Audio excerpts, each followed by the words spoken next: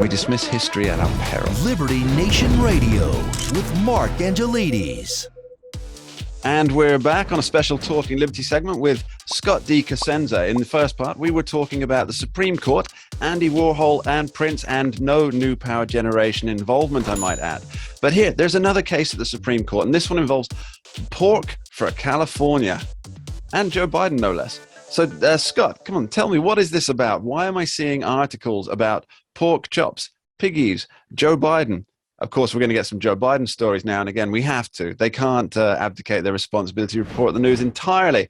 But pork chops and piggies, it's bracing the news. What is going on? It's a Supreme Court case, Mark, called National Pork Producers v. Ross.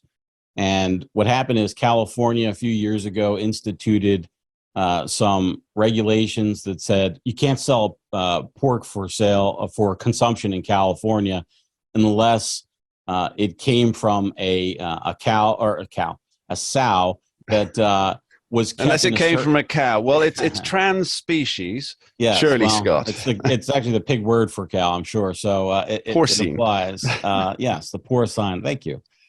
And what it says is that basically, as it does in many regulatory environments, California is sort of a progressive regulator in this area. So they regulate the size of the pen or living area that the sow has, and it's more generous than is often the case throughout the rest of the United States. So they're going to cut out pig producers from many other states from selling their goods in California as the practical result of the regulation and why the pork producers have sued. Okay, now it seems to me that Joe Biden's administration is taking an interest in this. Why?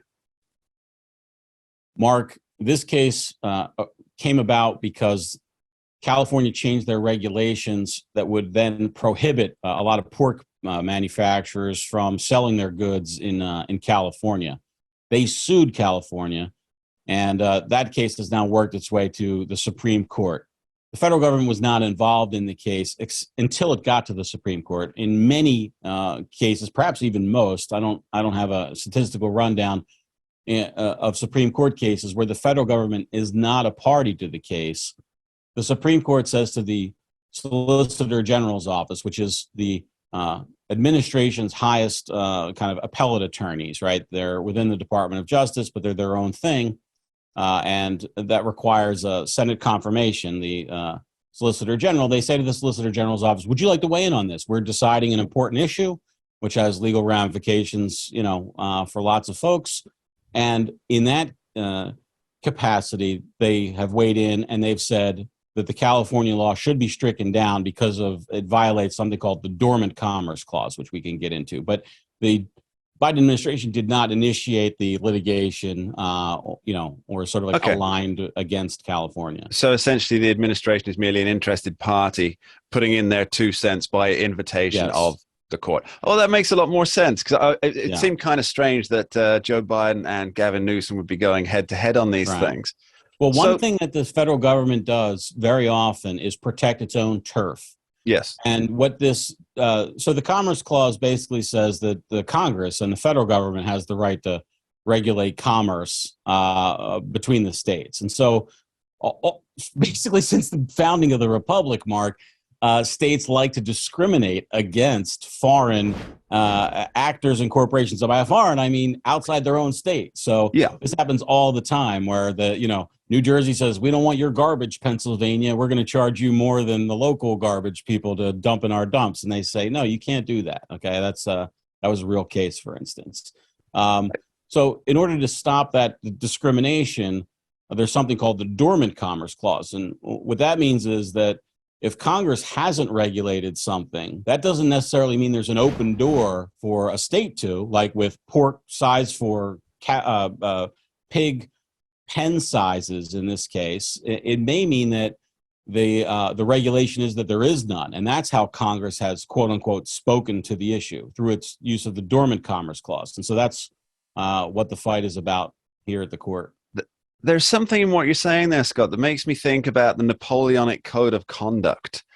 And I don't know if you know where I'm going with this, But I'm scared, Mark, because there's one state in the country that uses Napoleonic Code or remnants thereof, and it's Louisiana, and it's like a foreign language for those of us lawyers who have not trained under the Napoleonic Code. So I believe, and I may be slightly off base on this, but I believe that anything that is not explicitly outlined within the law is automatically illegal, as opposed to the what we term in Britain, I believe, as a common law thing, which is that anything that is not prescribed within the law is automatically legal because there's no law against it. How does that play out with the dormant law? I don't know. All right, it was a little off topic. Now, Scott, you and I are both men of deep faith and conviction in the healing powers of bacon. And this move, this Proposition 12 by California to essentially regulate the conditions in which pigs are kept if they're to be sold within the state of California. This has huge financial impact on not only farmers across the country, because I believe that California purchases roughly 15% of all pork products that are produced within the nation. But this is a cost that is going to be passed on to the consumer, correct? Well, it will have worldwide implications. If you think about it, Mark, the differentiation between the California marketplace and the rest of the country is very costly to make if you're a producer of anything, right? California is a huge market. And it's one of the reasons why they see themselves as kind of a leader for regulation, because they know they can put their thumb on the scales of regulation. Famously, the textbooks used in America's schools were always just whatever California wanted, because the cost to make separate ones that would accommodate California and then the rest of the country just made no sense due to the economy of scale. So, yes, you're right. It is a massive economically impactful ruling that the court will issue. I suspect because of that, they will strike down the regulation, by the way. The financial implications of holding it seem too high. Even though it does seem likely that the pork producers here will win, because what's happening is an undue burden that will impact, obviously, markets, as you say, nationally, domestically, and globally. But that won't stop California trying to be the regulatory powerhouse of the United States, will it? Well, no, that's the scorpion's gonna sting the frog, Mark. The scorpion will sting the frog, and who will sting the poor pig?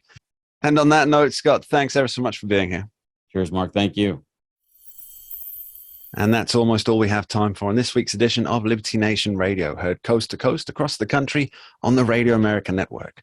I'd like to take a brief couple of moments to offer my thanks to today's guests, both authors and podcasters, Jeff Charles and Scott D. Cosenza. My appreciation to you for joining us. And of course, extend my thanks to you, the listeners at home, who've taken the time to tune in and join us. You are truly appreciated. I want to leave you with a final thought, something to ponder until we meet again next week. British author and journalist Peter Hitchens, brother of the late Christopher Hitchens, once posed a question that seems more relevant today than ever before. He asked, quote, "Is there any point in public debate in a society where hardly anyone has been taught how to think, while millions have been taught what to think?" End quote. Wise words indeed, especially for those who have tried to engage in honest, productive debate, only to be met with pointless slogans and illogical appeals to emotion that have little or no bearing on the topic at hand. When people aren't taught to think or examine, they adopt a pure tribal mentality. They engage in mental acrobatics simply to try and hold disassociative thoughts in their minds. For example, kids in cages at the border. No anger when Obama built the cages or physically stored children in them. And then they switch to burning fury when Donald Trump continues the policy in practice. And then another switch flipped when Joe Biden comes into office. All well and good again. No outcry, no rending of clothes nor beards. As Mark Twain once advised, never argue with stupid people. They will drag you down to their level and then beat you with their experience. Thank you for listening. Until next time. We dismiss history at our peril. Liberty Nation Radio with Mark Angelides. Entertaining, informative, and just plain fun.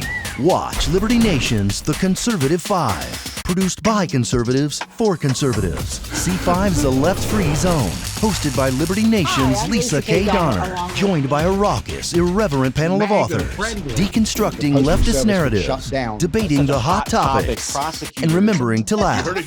Join the official conservative safe You only space. did that to piss Jeff off. Liberty Nation's The Conservative Five.